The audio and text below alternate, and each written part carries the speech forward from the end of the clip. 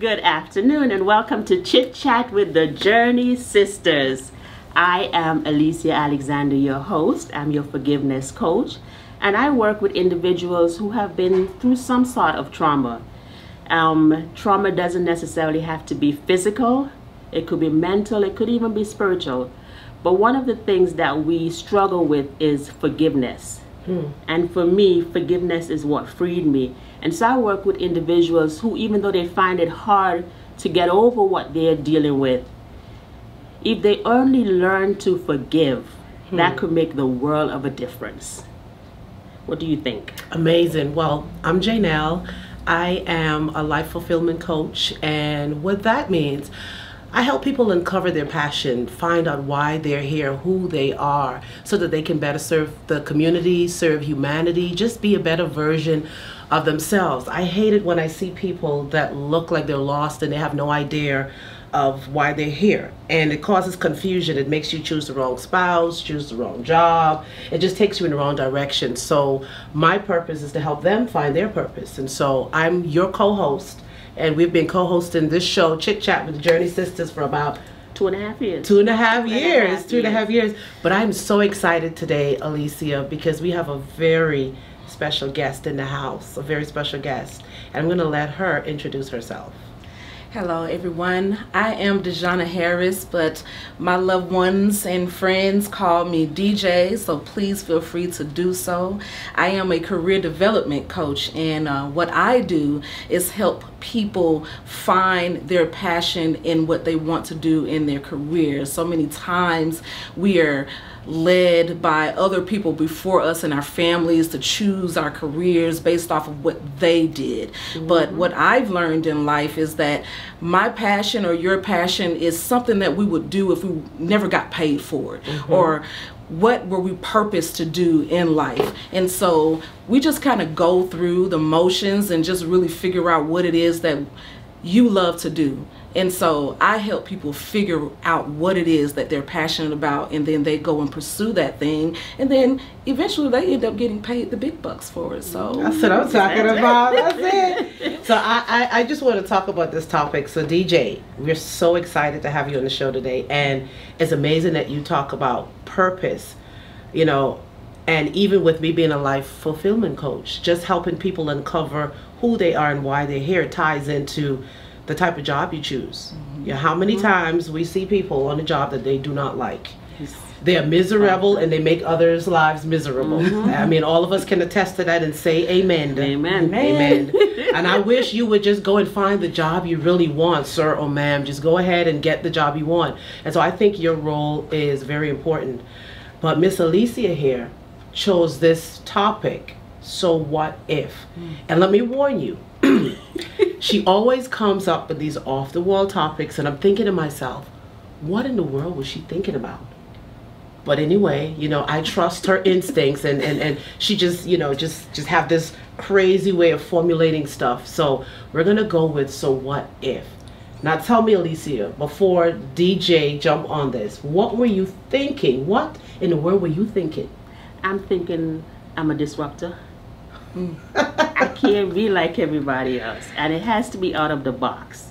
And because we try to be like everybody, we remain stagnant. We think that we're growing, but we're stagnant. We think that we're growing because we have our homes, our children, whatever the case is, but in truth and in fact, we're not going anywhere. We're just living, we're just existing and not living. So what if? Now, you know, if you've seen this show before, you probably think, she always talking about stuff, she's always going back there. But the purpose of this program is to at least be the voice of at least one person. Yeah. You know, we deal with so many things, and it starts in the home, it starts in our community, it starts with our surroundings, because it might not necessarily be in your home, but the, you know, kids in school and what's not. And we allow that to fashion our lives. So even if you talk about being on a job that they're miserable with, they might be miserable on the job, but because they feel like they have all this responsibility and they owe this person, I'm staying regardless. And going back to talking about my story, you know what happened as a child. Being abused, losing my voice, And I became very submissive. Submissive in the sense that I feel like I always have to say sorry. I'm sorry. I'm sorry because it's my fault. I'm sorry because I want you to like me. I'm sorry because I want to be a part of the in crowd.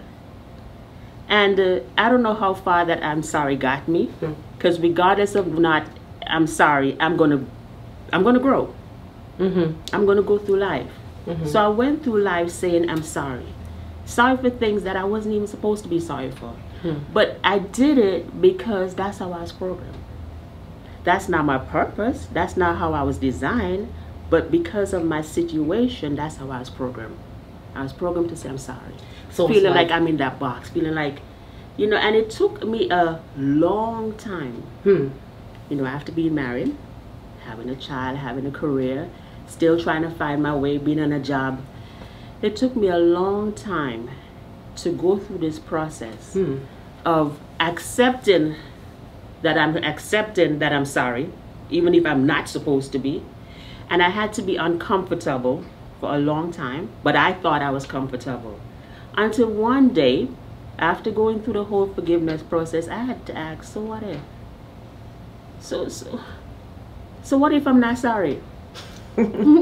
so what if? So what if what's you're gonna unapologetic? happen? Yeah. Not even apology. So not when I say sorry, I'm not even saying sorry in the sense of apologizing, because we can be sorry and say it verbally. We can say sorry with our actions, with our expressions. And for a long time, I just did things because I was sorry. Wow. Why? Wow. And I had to ask myself, even while I was going through the process of learning to forgive, and I had to forgive myself, because it starts with forgiving you. So even if you're on the job and you don't like that job, you might just say, well, just leave. It's not that easy. Because you have been programmed and been, like you said, we go into careers that people want us to go into. We have been fashioned in a certain way. We've been pushing it. And I had to ask myself, really step back, after going through a period of fasting, and so what if I'm 5'10" and I'm taller than most females? So what if, why do I keep making excuses in order to satisfy people? Because I think I'm satisfying me just by but why do I keep making these excuses? Let me interject there, Alicia, and we're gonna hear from our amazing guests today.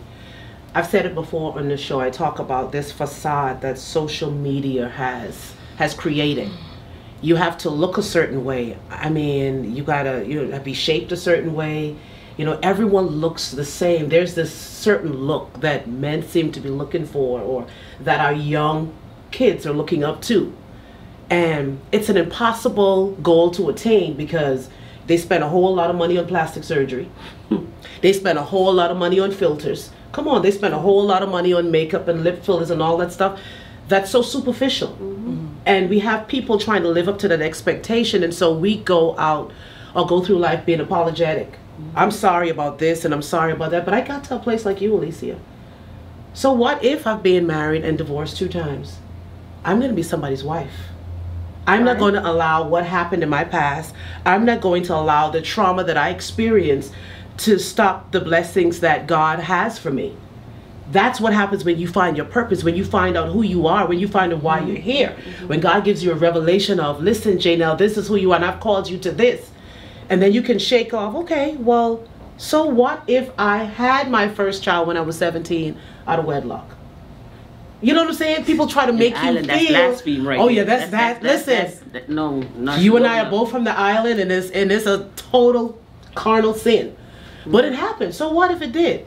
Let's hear your story, DJ. Well, I want to address what you said initially about, you know, being outside of the box. So I was a part of this session, and the icebreaker was, if you could be any color in a box of 24 crayons, what color would you be? And they went around the room and everybody was saying, oh, I would be red, I'll be yellow, orange, for whatever reason. And when it got to me, I said, well, I would be a transparent color. Because for so long, I was what other people wanted me to be. you were orange this day, you were yellow this day, you were red this day, because I allowed the situation or the person to dictate who I was, how I behaved, whatever the case may have been. I allowed someone else to dictate the color that I was. But once I realized who I was in God, in Christ, no one can tell me who I am now. Right. I have it's not a cockiness, it's a godfidence. I know who I am now. I'm fearfully and wonderfully made. My mistakes do not determine who I am, but that's my testimony, and it's for me to help someone else. It doesn't cast shame on me. And I'm speaking to that person who feels like their past is kind of keeping them from moving forward. There are some people, and I'm one of those people, I'm just going to be very transparent in this moment, that there are some things in our past that do keep us from moving forward, because situations in our past may have been so traumatic that we may have PTSD. And we may need some additional help. And it's okay to seek therapy, because I grew up in a household where, oh, you don't tell anybody what's going on in your house. You know, you told somebody what's going on in your house, you get your butt whooped. Okay, you know, this is inside the house, this is inside the family, this is inside the four walls. What happens in here stays in here. Like what happens in Vegas stays in Vegas, or you would get in trouble. And so, but God created people with that type of knowledge to assist and help you to get over those humps so that you can live life in abundance. He said that I came that you may have life and have it in abundance, not that you can be tied down in bondage. Right. That's not the type of life that he came that we may have. So it doesn't matter. I experienced abuse. I experienced sexual abuse from family members, people that I trusted. I had people turn their backs on me. I've had so many things to happen to me in my life. I have a child out there. I don't know where he is, but I know one day we will be reconnected. But I had to give him up for his safety. And many people may not even understand, but it's not for you to understand. This is for someone who's going through that. Exactly. And they will understand. And so I just want people to understand that it's okay. We can move forward. So what if I had all these things happen to me? That doesn't mean that I can't move forward and be prosperous and be successful and move into the things that God has purpose for me to be in. I still have a purpose. I still have a place in this world. So that's just my piece in it. You know, I struggle with, we're here now. Right. And for us, we have found our place. If you want to put it there, we have found our purpose. But it started somewhere. And I know you talk about social media having this influence on our young people. Back then, there was no social media. It was in the home. Yeah. And our parents had an influence on us, which parents should still do today, but social media have stepped in. Our parents had an influence on us back then. And yes, they did the best that they could with what they had. And we could not expect them to give us what they didn't have to give. Right? But at the same time, for our generation, we have the opportunity to change that. But a lot of us, because we have not dealt with it, have not taken the necessary steps to change it. Now we talk, you know, we're in a place where I forgive and you found your purpose and you coach. But it took a process to get us here. It didn't just happen overnight. And for those who are viewing, who are going through something, who think that there's no outlet, how could they just sit there and say, you know, I found my purpose or whatever? I don't know what took place. I don't know how traumatic it was. They can say, what if? But can I say what if? Because I'm still dealing with it. I don't know how to, you know, how to grow past this. Yes, I look successful. Yes, I look like I'm progressing. Yes, my children are growing and they go off to college, they have all the accolades. But internally, I'm still so destroyed. I'm still so unhappy. And I'm asking, yes, it all took place. Yes, but how did we get here? To the point where we can say, what if? First of all, what is our story? And if you don't mind sharing, you know, we try to be as transparent, like I said, so that they can connect with us as to, you know, what is taking place. Yes, we have trauma. Yes, we have, you know, child abuse. Maybe it's happening. It's happening very often, but it's not spoken about. So would you mind just sharing a little more of, you know, what might have taken place so that somebody who's listening can relate to you? Okay. Yeah. Well, when I was about, you know, 14 years old, my older brother, my blood brother, would have his way with me when I would go and visit my grandmother. And nobody knew what was going on because I didn't say anything. He told me that if I was to tell someone, I would get in trouble. And I was naive. I was a child. So I knew something wasn't right about it, but at the same time, it was more like, you know, I'm going to keep quiet because I didn't want to get in trouble. And so I kept quiet for a few years. And when I was about 16 years old, I was on the phone with a friend, and we were talking about a little boy, and I was at my dad's house, and he overheard the conversation. My brother overheard the conversation. He was like, what are you doing talking about a boy? And you don't even have no business talking about that. And I said, well, you don't remember what you used to do to me when I was younger? And his face lit up, and he was like, you remember that? You know? And it was like, you know, and so when I voiced those things, that side of the family started to shun me. And so we kind of fell out for a while. And because of that, I became very promiscuous. Because it was like I voiced, nobody believed me. And so I was like, well, nobody believes me, so okay. And so I started to look for love in the wrong places, and I started to, you know, venture out into and look for love in older men. I'm 16 years old, and I'm liking men that are in their 30s, you know. That led me down to a path that I ended up being taken advantage of again. Got led to this guy came pick me up from, I was on my lunch break, and took me to his house. I thought it was just going to be him, and it was a group of guys there, and ended up being gang raped. And they dropped me off in the parking lot, abandoned parking lot, and I ended up calling my mom, and it was a big fiasco. Police came and everything, and they asked my mom if I wanted to go to the hospital and get a rape kit done. Mom was like, no, because she wanted to sweep it on the rug. She didn't want it to be it was shameful. Right. And no one would believe me. It was more like, you know, oh, you put yourself in that situation. You shouldn't have never been there in that situation. And so the promiscuity just grew.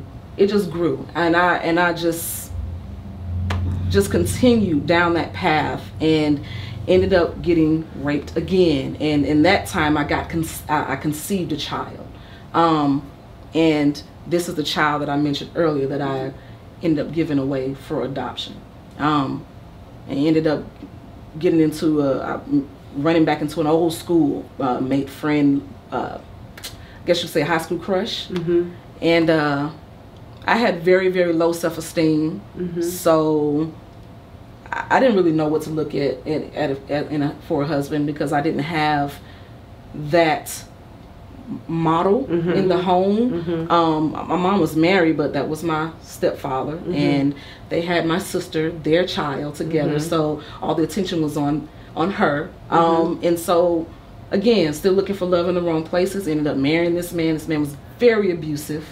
Ended up having 2 children by this man, and all the while, this man is just tearing me up. And I stayed in this marriage for about 6 years, and went through a whole lot of legal things. Ended up going to jail. I did, because he ended up beating me and the children, and defects got involved, because my son now, at the time he was 1 year old, he broke his femur bone, And so, you know, in that it was a whole battle with my mom and my dad, and they tried to come back in the picture. They took the kids. I was very grateful for my mom and my dad because my children didn't have to be in foster care for that long.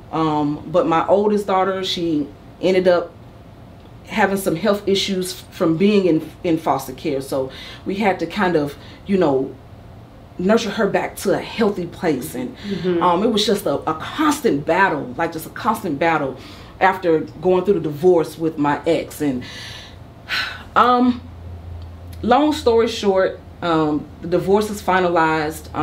I get my children back. We're headed to a good place, and then fall out with my mom and my stepdad, because I decided that I wanted to like truly get on this walk with Christ. Like I realized that the only way for me to be able to stand firm on a solid foundation was to stand on Christ. And they weren't trying to hear that. They wanted to be in control. And it was causing issues. And what I didn't know is that they were feeding my son lies. And so my son became very rebellious. And by the grace of God, we're reconnecting now. But through it all, there were many nights I cried. There were many nights that I wanted to give up. There were many nights that, you know, I just didn't know where the help was going to come from. There was homelessness involved. I didn't know where we were going to lay our head. We just did not have the support system. I didn't have the support system. I just didn't know.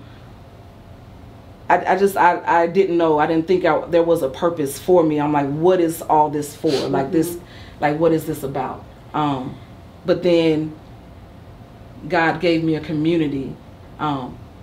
Just because they're not your blood does not mean that they're not your that they're not your family. Right. God will put people in your life. Yes, absolutely. That will build you up. Yes. God will bring people in your life. So I am if you don't remember anything else I say, if there are people in your life that are showing you that they love you and they care for you, take hold of them. It does not matter if they're not your blood. Right. Blood does not make you family. Right. It is the action that's behind the words that show if somebody loves you and if they're your family. Because I had a community that built me up and did not turn their back on me, and God sent me a man after God's own heart. Amen. And that man loves my family. He loves my children. That's good. And even through it all, he is still there, and he is doing what he needs to do for his family. Right. And so it took a lot of nights of tears, a lot of days of not wanting to move forward, but it also took God to step in and bring people that would just undergird me and push me and just be a strong foundation for me, because there's no way you can do it alone. I'm just gonna be very honest with that. You know, and I'm gonna hold your hand for a minute. I appreciate you. You know, that's a lot. That's a lot, and I appreciate you sharing that with us. And as I'm listening to you, I'm tense. I'm tense. I'm having flashbacks because I experienced a similar situation. Unlike you that became promiscuous, I internalized it. I kept it inside. I felt like I didn't even have to say anything. The minute I stepped into a room, you could see that something was wrong with me, that I did something. Because the words that were fed to me stole everything from me. Stole my confidence, stole my voice, stole my future. At least that's what I felt at the time. And everything that I learned in church, God will this, whatever. At one point, I didn't even believe anymore. Because if God was so, why was this happening to me? At first, I thought I was being punished. Right? So I'm listening to you, and it's just, I want us to understand that despite whatever we've been through, right, and we're here now, living, glowing, growing, you never forget. You'll never forget. But the difference is how we decide to deal with it. What are the responses to the things we've been through? And do you wonder how much can we take? How much can one person take? And you see people, like you say, on their job, and they're angry and they're frustrated, and you say hi to somebody in the store, and you don't know what they're dealing with. You don't know what they've been through. Absolutely. And so we can say whatever. We have to find, not just find a way. Like she said, a village helped her. A village helped me. Not necessarily family. It was a village as well that helped me, because even if family knew, they are the ones who tend to bring you down more. They point a finger. They call you names. Because they have this expectation of you. I watch you born. You sound like you're from the island, girl. I watch you born. I watch you grow up. And so therefore, how do we? So I'm just reflecting on, and It's such an emotional experience that you shared, DJ. Yes. It hurts my heart that someone as beautiful as you are, you're one of the most beautiful people I've ever met. And to see someone with your type of heart having to go through that anguish, those dark nights, but looking at you, I see hope. And that's what this show is about. It's about transparency so that we can bring somebody else hope. We're not just on here just saying, oh, this is our business. We just want you to know what we've been through. No, it's telling you that if God can do it for us, he can do it for you, and that there's still hope. But you see, that's totally true. But if a person is not, she doesn't even know at that time. At that time, she didn't even know, just like myself. Because I was, 11, 12? At that time, I did not know. I just thought life was happy-go-lucky. This is what life is supposed to be. And when that is taken from you, you have no understanding. You might think, well, you're naive. You don't watch TV. You don't see what's going on. No, we don't know. Yeah. And especially when you're in that situation. It's hard. So therefore, we're not here saying that we're overcomers and it's completely easy and we have forgotten what have taken place. No, we're not. We're saying that we've been through it. We're still going through it, even if it's not physical. But we're working through it. And we're here to say that you can make it through it too. And so what if? Does that make me less of a person? No, it doesn't. Of what I dealt with? What if? What if? And I had to question myself too. Am I less of a person because of what happened? Because I walk into a room and you can look at me and automatically I think, she knows. He knows. They're going to judge me. I don't want to take a picture. Or if I do take a picture, I wouldn't look at it because he told me I was ugly.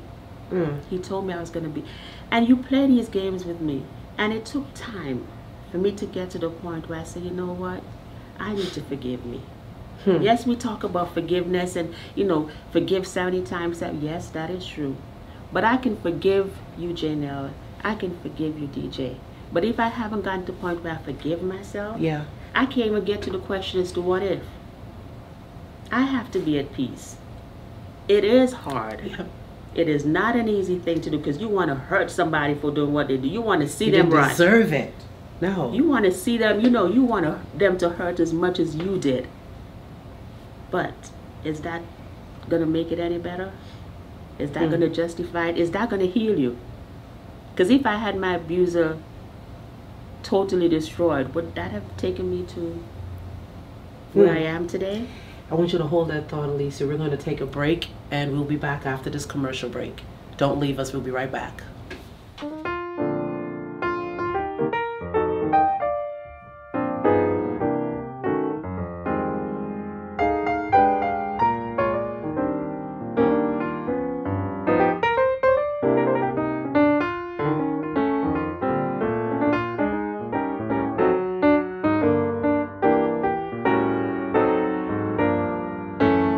Let me take your hand. So you guys we're all on the journey. So this show, Chit Chat with the Journey Sisters, this is like a community, and we're a voice for the voiceless. And we're here to really, help people to recognize, so what if? So what if you've been abused? So what if you've been raped? What if you've been sexually abused? When God looked at that woman when Jesus looked at the woman that was caught in adultery, he had nothing but love in his eyes for her. And he told her at the end of the day, where are your accusers? And she said, they're not here, they're gone. And he said, neither do I accuse you. Just go and just don't do this anymore. Because I have greater things in store for you. Eyes haven't seen and ears haven't heard the things that I have in store for those that love me. And so that's the message that we want to share on the show. We want you to know that in spite of what you've been through, He will give you beauty for ashes. You know, I want to turn this around on you, Jaynell. This we share a common ground. Not a pleasant ground, but it was a necessary path. We might not have think it was necessary, never thought it was necessary at that point in time, because going through it is not easy. Even coming out of it is not easy, because it plagues you every now and again. Like you see, I just had a moment. But everybody deals with it differently, because we're designed differently. And we have different situations. For you being I could tell you, honey. Child. I could tell you, I was PK. A PK, baby. You know what the PKs are? They say we the worst set.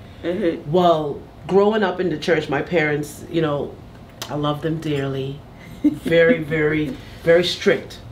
And we couldn't wear pants, lipstick, eyeliner. We couldn't go out on Sundays. It was that type of strictness. And no matter what we did, they would always call my parents and they would say, Rev, your daughter is here, your daughter is there.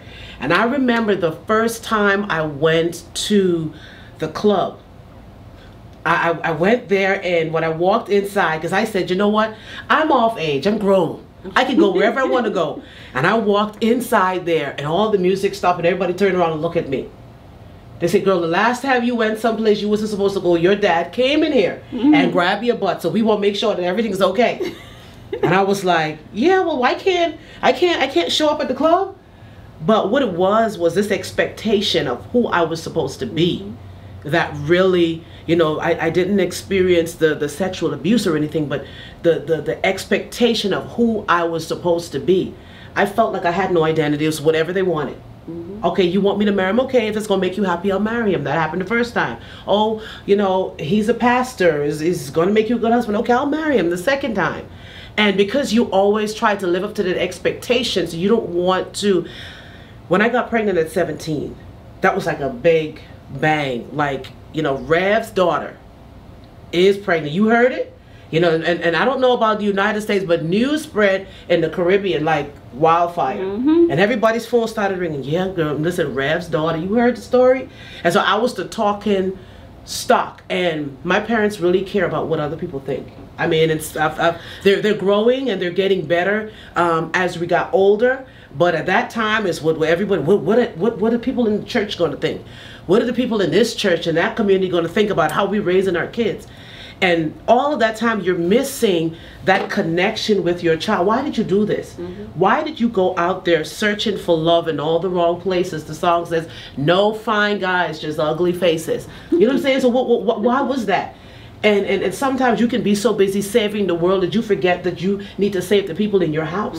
You forget that, hey, I'm giving out everything out there, but when I get home, I'm tired, so I don't have anything left to give. And the people in your house suffer as a result of that. And so I went through my whole life just trying to live up to everybody's expectation. You want me to go to school? What you need me to do? What you need me to be? What you need me to say? What you need me to look like? And then something drastic and supernatural took place in my life, where God did a mind transformation thing in 2019, December 31st, 2019. And I wrote it in my book, and I talk about that experience I had in church. And I said, God, if my 2020 is going to be anything like my 2019, take me. I do not want to live. I do not want you to take me into 2020, because if I'm going to be going through the same thing. I went through so much mentally in 2019, and what happens is, because people have this expectancy of us, we don't tell anyone we're going through. We like you. We internalize it. We don't say, you know what, I'm really going through this, because everyone is going to judge us. And I keep telling people that I love church and it's amazing, and I love my pastors and I love God. But a lot of times you need some extra help. Your pastor can't give you everything. You need to go to a therapist, and you need to sit down on somebody's couch somewhere, and you need to get help. And you need to let them tell you, or listen. Because sometimes you need that disinterested party that you could just pour your heart out to. And sometimes getting it off your chest makes you feel better. Yes. And when I was going through my second divorce, and I did say the second one, when I was going through it, I had to get a therapist, Because Alicia, you know, I was real angry. I was bitter. I was mean. I was hot tempered. You said anything about a guy, and I would just totally fly off the handle. And I'm like, God, this is not the person that I need to be. But I'm looking at everything that I've experienced. So what if? Right. So what if I went that path for God to get me to where I am? Because Romans 8:28 says, for we know that all things, the good, the bad, and the ugly, a lot of us would not even be who we are had it not been for what we've been through. Mm-hmm. What if the way that God wanted to present us now was exactly what happened to us back then? Right. What if that was God's plan? Mm-hmm. What if? Because we're saying, God, you didn't know. Right. God, you didn't know. What were you doing when I was going through this? What were you doing trying to punish me? What were you doing, God? Where were you? If you're real. And a lot of times there are so many people, you may be listening to this show or you may be watching it years from now. You're thinking, does God really exist? Is there a God? And if he does exist, then why did he allow this to happen to me? Why? Why did I have to go through this? Well, why not you? Should it have happened to your sister? Should it have happened to your cousin? Should it have happened to your niece? Did it happen to them? And nobody said anything. Perhaps it did. But why not you? Right. Why not you? If everything that he's allowed you to go through is going to change somebody's life. Mm-hmm. DJ, a lot of times the things that we go through is not for us. Mm-hmm. It's for somebody else. Well, we don't know that in the moment. In the moment, we don't want to hear nothing. In the sweet by-and-by. You know, in the moment, I don't want to hear nothing. No. I just want to know that this is not right. And I'm hurting. I don't want to hear nothing. I'm not thinking about the next 5-10 years from now. I'm just thinking, it hurts. It hurts. It does hurt. It hurts. I have financial issues. I have spiritual issues. Yes. I have physical issues. None of what we go through is for us. It's for the next person. But they don't know that. I didn't know that. We're trying to let them know now. I heard something that was so profound a few years ago. My pastor put it like this. It doesn't take a bulldozer to knock over a pigeon coop.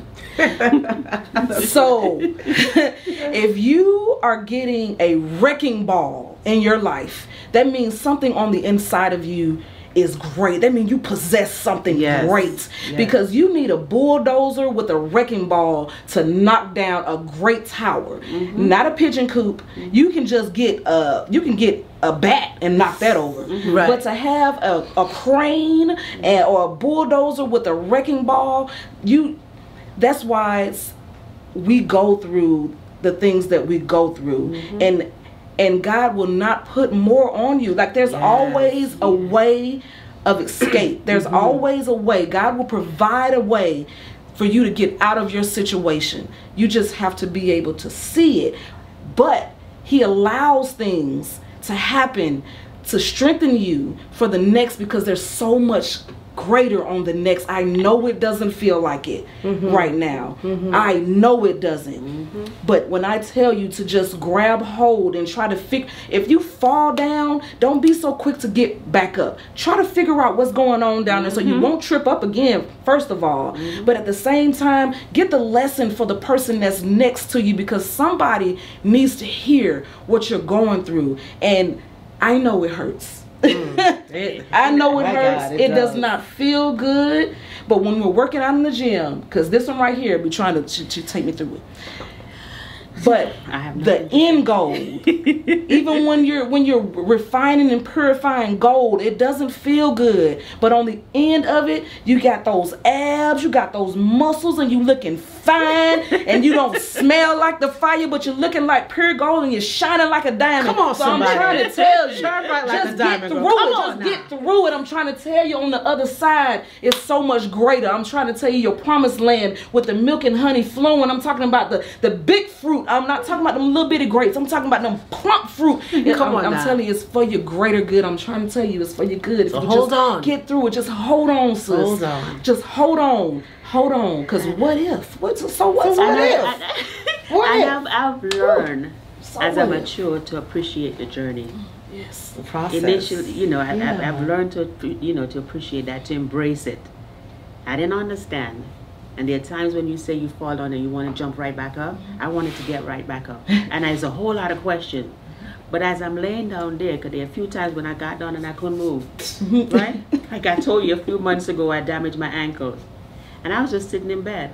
I couldn't get up to go to the restroom or anything. And I'm like, okay, maybe I just need to be still. Maybe there's a reason why I don't need to go downstairs and grab another coffee.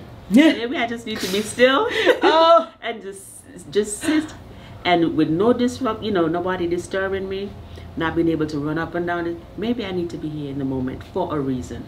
So as you go along, you learn to appreciate the journey. I'm listening to you, Jaynell, earlier, and my heart is happy because I heard Chit Chat with the Journey sisters in my head again, like when it came to me the first time. And I say that because I could relate to your story, but I could also relate to yours because you talk about your parents wanting that expectation. I'm from a family where my mother had this. Obviously, she has an expectation of me. I'm a girl, the only girl. She's a police officer. And with my island beans, anything I did, if the guy I was interested in was at the top of the road and I was at the bottom, all she had to know we were on the same street, even if I didn't see him. And by the time I got home, she heard about it and I was in trouble. So it's amazing how, I don't know who we're speaking to. I don't know your story. I don't know their story. But it's amazing how we can connect.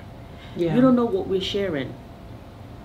You don't know my journey. I don't know yours. But until we speak about it, we don't know how to connect. We don't know how to help each other until we say something. And so we go through life suffering unnecessarily because we're so secretive. Wow. Because we internalize everything. Well, I need to break that generational curse of silence. Yes. That silence needs to be broken. Yes. And that silence needs to be broken shamelessly. Yeah. And until we even just have this conversation and be as open and be as transparent and don't have that shame and don't have that blame on us. And again, I'm going back to forgive. Until we get to that point, we'll forever continue having these problems. We look at why this is so, we're quick to judge or whatever. Have we stopped and really look at ourselves? What are we doing different? And so Chit Chat with the Journey Sisters, it's a movement where we're trying to get to the place or get you to the place that you have that voice, that you claim that voice. You don't even have to speak. We're going to speak for you. And because of all that we've been through, and we're still going through because we're still learning and growing, but we're here to support each other. We can openly ask, what if? What if? What if I didn't go through that? What if I'm not a nurse? Because back in the islands, it's either a nurse, a teacher, right? A nurse, a teacher. Do some kind of domestic work. But definitely a nurse, a teacher. Or you stay home and at least back then, the husband go out and work and you stay home with all the children, right? A housewife? So, I don't want to call it a housewife. Housemaker. Because a lot of times he wasn't even married. And they had some children over here and some children over there, but you stayed at home with, Right. But what if I didn't turn out to be that teacher that Are you so proud of me? Are you so proud of me? At this point in time, I don't even care. And that's the key. At this point in my life, I don't even care. My goal in life right now is to make a difference for my son, to let him have his own voice, because it's not just us as females. To let him have his own voice, to let him find his own path. But with him finding his own path, I'm here to guide him because I've been through it. I find it so unfair that our parents' experience, although they did the best that they had with what they had, I found it so unfair that you held me inside for so long, for 9 months. That 9 months you could be talking to me and you bonding with me, and I get out here, you still let me fall into mess.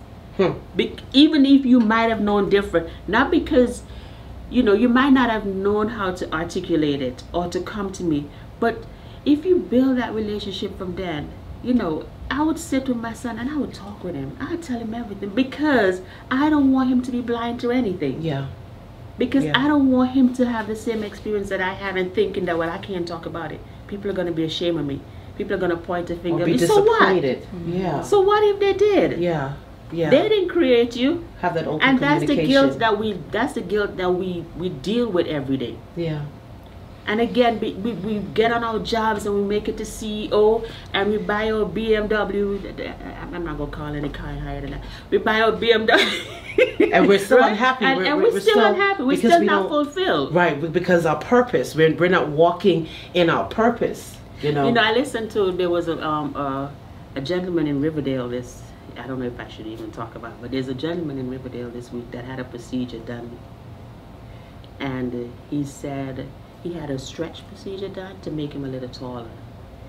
And he said, I think, I hope I'm quoting him correctly, that he feel a little more fulfilled. We don't know what it takes for you to feel that fulfillment.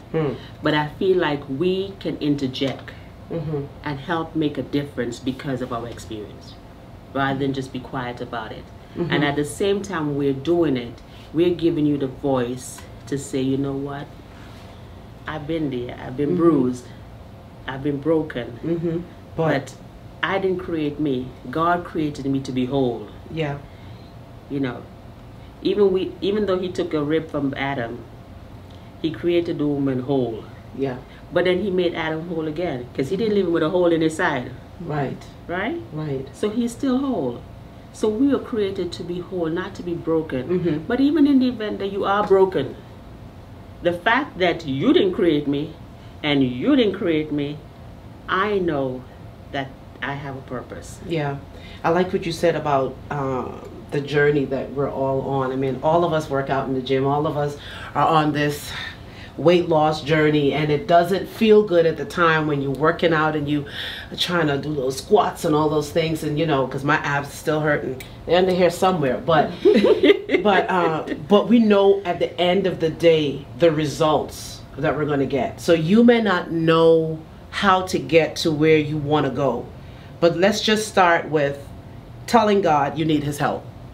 God, I need your help. That's where to start. You don't know what you're doing. You've been doing it on your own for so long, and how did that work out for you? It didn't. So God, now I'm tired of trying to do it my way. I need your help. And I promise you, when you reach out to him, he says he will in no wise cast you out. And he will send people. He will send a community. He will send people. They may not even be related to you. Well, he will send people in your life that will get you on the right path. And he will start to turn some things around, and then it'll all make sense of what you've been through and why. And so that's why I'm so happy that we're all on this journey together. And I thought about my life and I said, God, would I change anything? And then I decided, nah. I've had that thought. I wouldn't change anything. I wouldn't change anything, you know. I would keep it exactly the way it was, because what God has instilled in me now, in the person and the woman that I've become, the unapologetic woman, you know, that even on my journey to weight loss, if you don't like me this size, then I'm so sorry. I can't help you. You know, but I'm enjoying the journey. I'm really enjoying the journey to becoming the better version that God wants me to be. And that's all we want you to know today, that, yeah, you hurt, you've been broken, you've been abused, and we're saying, so what if? God can take all of those. God uses broken glass. He loves broken glasses. I mean, he would make you into something so beautiful. The potter wants to put you back together again. And even as you look at our lives and you hear our stories, we just want you to be inspired to know that God can do it for you. Yes. And even as we're still going through it, but we have a different perspective. We're smiling as we're going through it, because we know that, okay, God, what is this? What is my lesson? What do I need to learn? And who is this for? Because we've seen this before, right? And then God just reveals to us, oh, this isn't for you, baby, this is for somebody else. And then you gracefully go through and you say, God, well, if you give me the strength, if you help me get through this, God, I'm going to go through it gracefully. And that's why we look as good as we look, honey, because I'm trying to tell you, I'm in my 40s, baby, and I look amazing. And I agree. Okay. I feel amazing. You know, I agree with you to some level. If I had to do this again, I probably would want to change some things. But what I would not change, despite how painful it was, I would not change the struggles that I've had. Because the struggles I've had taught me and made me into who I am. Exactly. You know, I was told that you're strong. I said, it's not because I want to. It's because I've had to be. And you might not embrace it, that I'm independent, but I embrace it because I know my journey. And I know that the struggles I've been through have allowed me to open my eyes. That when I see certain things happening, I'm like, I've been through worse than that before. I could get through anything. So I could get through this. And not only that, we struggle with, how I put it, we struggle with remembering, forgetting what happened back then. We forget that he took care of us back then. Oh yeah. Right? Send a reminder, Lord. That he's gonna do it. That he did it before. Yes. So why would he do it again? That's right. The situation I dealt with when, you know, I was in New York, and, you know, my whole family story and my dad being a certain way with me, he brought me out of that. That's right. I have a family now. I'm on my own. I didn't see this, but he did it. So why would I do it again? Absolutely. So therefore, I can boldly ask. Yes. Yes. I can boldly ask. Yes, you're strong now. You know what? When you say you're strong, I don't, you know, people like to say you're strong. I don't take that as a compliment, you know. I take that as, well, you've been through it. What do you see as strength? What do you see as strength, you know? You see me being strong as, well, I'm here for everybody and I can handle this and I can handle that. What do you see as strength? But you know, only a person that's been through certain things and can truly tell themselves and truly speak to their pain can understand the true meaning of strong. Because you're resilient, Alicia, for the things that you've been through, honey. I mean, you've been through some things. One day she's going to really tell her story, and you're going to really know what this girl been through in New York. I mean, resilient. For you to be where you are right now, and you it's all God. It's amazing. I would drive home sometime, and even just in the car, I'll be in the car and I'm touching the steering wheel and I'm touching the window. I'm like, this is mine? I actually have a car? You know? Yeah. You know, I actually pulling up to your house? I don't even own it because I'm still paying, but I could afford to do this. I'm not as broken as they said I was going to be. I'm not where you said I was going to be. And so therefore I'm going to ask, what if I don't care? Say whatever you want. But I'm here. I'm here despite it. And you're here despite it. You're here despite whatever it is. Yes. And you might not think that you have the strength. You might not think you have the, you know, I don't want to do this no more. I can't do this anymore. You know, I think about those who have committed suicide. I cannot say that they shouldn't, because I really don't know what they're feeling. I cannot say that they should have, because I'm not in authority to say either. But if they, and they probably did have people in their life that they could have spoken to, but again, because there's so many judgmental people in our surroundings, because we look at society, because we look at social media, because we want to be like this, we're afraid to speak. We're afraid to express ourselves. You know, a child comes to you, and these children these days are very bold. But at the same time, even if they're bold, they'll tell you whatever. But even if they're bold, how we respond to them makes a difference. It is. We can solidify their boldness, or we can break their boldness. It makes a difference. And it starts, again, it starts with them. It starts here. It didn't just happen when you're 14, 15, 16. It starts there. Right? Yes. And, you know, I'm going to put myself, it didn't just happen, I wasn't just broken at 12, 11, 13, whatever the case was. I might have been broken before, because, like you said, there are people in your house and you take care of everything outside, and you don't stop to take care of what's here. And if we will stop and pay attention to what's here, you end up with people like us. When I say people like us, who has to go through this journey in order to get here. In order to, you know, fight for what, 40-something, because I'm in my 40s too. Been fighting for 40-something years to have a voice. To have a say. To be even be able to say it. Because we have always had that voice, but we just wouldn't vocalize it. Because we feel like nobody's going to listen. Like you said, nobody's going to listen. They're not going to believe. I was told they wouldn't believe. And then, like you said, in the household where the parents just didn't know how, you know, or what they saw was what they thought it was supposed to be. You know, my household, they thought materialistic stuff was what you needed. So I was always in the most fashionable things. You know, that was their way. That was their love language for me. But that wasn't the love language that I needed. What I needed was for you to listen, for me to feel like you cared, like you heard me, like I was a human being, like, you know. But at the same time, I want to say to you, because it was, or to you, I heard this quote. This quote is so profound. Broken crayons still color. Yes, that's right. They still make masterpieces. They still color inside of the lines, outside of the lines. They still make beautiful pictures. It doesn't matter if it's a short piece, a long piece, a slice of a piece. It's still color. Yes. And so it doesn't matter. And that's the thing.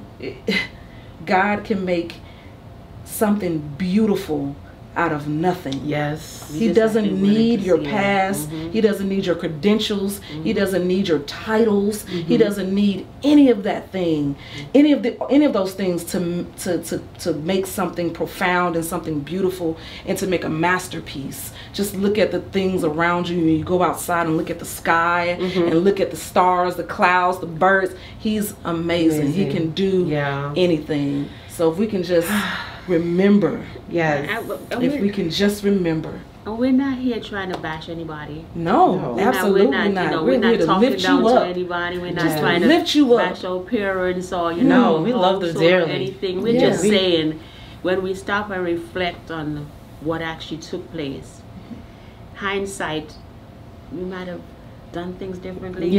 But we didn't know any different. Right. But we've learned since, and we've grown since. Yes. And we're going to do the best that we We're gonna can make the with what we difference. have and make that be that disruptive. Well, Alicia, you know, an hour is never enough time for us to have this chit chat with the Journey Sisters. But I'm afraid our hour is up. Yes, it is. DJ, can you tell our audience how they can find you if they're looking to get, you know, in the right career, in the right field? How can they reach out to you? So you can find me on my social media platforms. Instagram, you can find me as DJhona, DJhona_Harris, or you can find me on Facebook, DJhona Vyctori, Vyctori Harris. Yes. Or please feel free to email me at professionalsolutions@BRAMDAKY.com.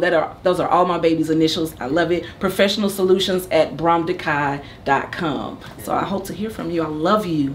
Well, you can find me on Facebook, the She Inspired Network. You can find me on Jaynell Drayton, my personal page. You can send me a message if you want me to work with you, to help you uncover your purpose.